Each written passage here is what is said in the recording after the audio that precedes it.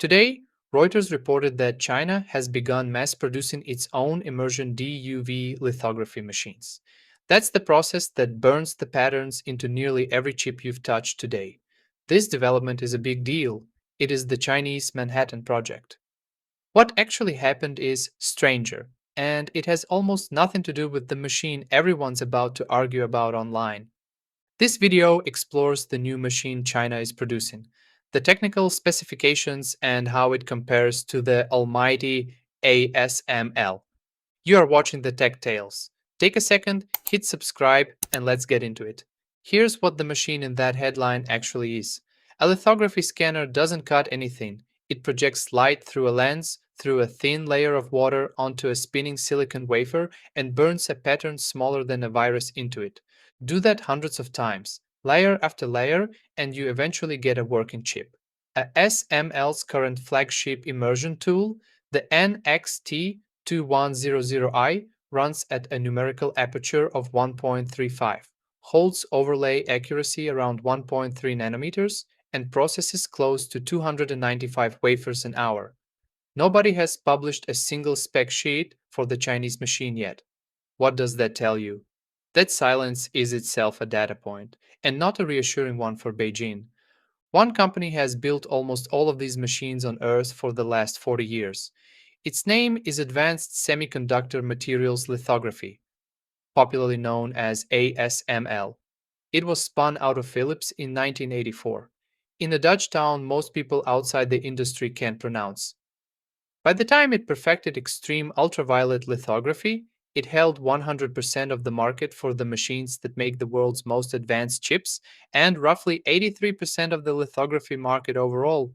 Here is the fact that makes everything else in this video make sense. That's not really a company. That's a single point of failure for the entire global chip supply, sitting inside one Dutch office park. Chinese customers reportedly bought around 70% of ASML's immersion DUV systems in 2024 alone, stockpiling ahead of exactly the restrictions you're about to hear described. They saw the wall coming before most of the rest of the world noticed it was being built, so naturally, Washington decided to squeeze it. In 2019, the US leaned on the Dutch government to block the most advanced EUV systems from reaching China at all. In June of 2023, the Netherlands added its own controls on the next tier down, the immersion DUV tools. Then in January of 2024, ASML confirmed the Dutch government had partially revoked its export license. By September of that year, the restriction expanded to cover the 197 and 198. The workhorse machines Chinese fabs actually depended on day to day. The Dutch trade minister at the time, Reinhard Klever, cited national security and the shifting geopolitical context as the justification. This didn't happen overnight. Watch the timeline build, because every single year the wall got a little higher and China's options got a little narrower.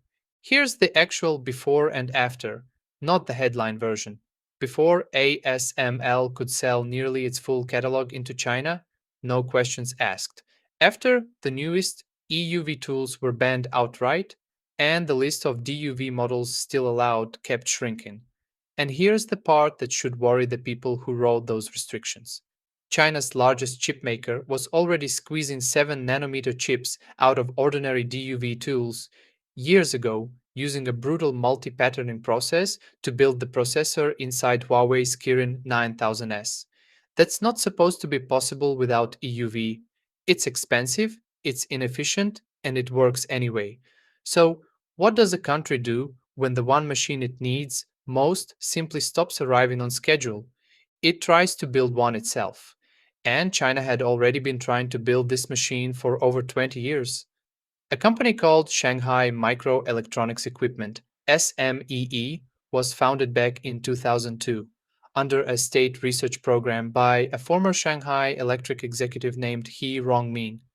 For most of 2 decades, SMEE stalled somewhere around 90 nanometer class tools, generations behind ASML's frontier. It only reached a 28 nanometer immersion system, the SSA 800, in the last couple of years. That's the slow version of this story. The fast version has a name almost nobody outside the industry had heard until this week: Shanghai Aishna Electronic Technology Group, founded quietly in August of 2023. $1 billion in registered capital, no public website, backed by exactly two state owned shareholders. According to Reuters' own sourcing, Aishna absorbed engineering teams from a startup called Yuliangsheng, itself tied to the Huawei backed equipment maker Carrier, along with talent pulled straight out of SMEE. This is the company actually behind this headline, and nobody had heard of it, which appears to be entirely intentional. Here is the fact the headline leaves out. Aishengna's plan is to build about 5 of these machines this year and roughly 20 next year. ASML shipped 131 immersion DUV tools in 2025 alone. Does that sound like catching up to you? It's a rounding error learning to walk. Analysts read the same report and had a much shorter reaction. JP Morgan Chase's team put it plainly: producing a handful of tools is not the same as producing tools that can run high volume manufacturing, where yield, overlay, and reliability across thousands of wafer runs are what actually separates a working fab from a very expensive science project. So, if the machine isn't even competitive yet, why build it at all? This is the moment that actually explains it. A few years back, the US government didn't just want new sales blocked. It pushed the Dutch government to stop servicing lithography machines China had already bought and paid for, machines running around $400 million apiece.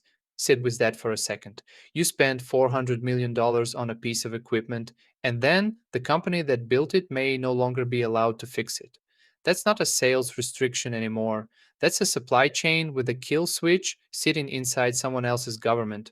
Aishna was never really a bet that China could out engineer ASML. It's an insurance policy against exactly that kind of cutoff happening again. Now consider this fact before you decide who's actually winning this fight. Nobody is really fighting over the sexiest chips. The 28 nanometer node alone accounted for roughly 59% of total global foundry revenue last year, worth about $64 billion out of a $162 billion market. That's not the frontier. Those are the chips running your car's braking system, your washing machine, your thermostat, and the 100 boring sensors inside every modern building you've walked into this week. And that is precisely the tier of chip a 28 nanometer class domestic lithography machine can actually produce reliably, without needing to beat ASML at anything at all. Somewhere in your life right now, a chip is running on a lithography process that's well over a decade behind the frontier, and you have never once thought about who built the machine that printed it. Was it ASML? Was it SMEE? Was it increasingly a company with no website that didn't exist 3 years ago? Nobody checks. Nobody's ever had a reason to. That will reach you long before any 2 nanometer AI chip ever does. And here's the fact that should complicate whatever conclusion you were about to draw. Even now, China still accounts for roughly 16% of ASML's total net sales in the first half of this year. Analysts don't expect this week's news to touch ASML's earnings in any meaningful way. Beijing is quietly building a hedge against a company it remains one of the largest customers of, on the off chance that company is ever ordered to stop picking up the phone. How soon do you think China will catch up with ASML? Subscribe and see you in the next one.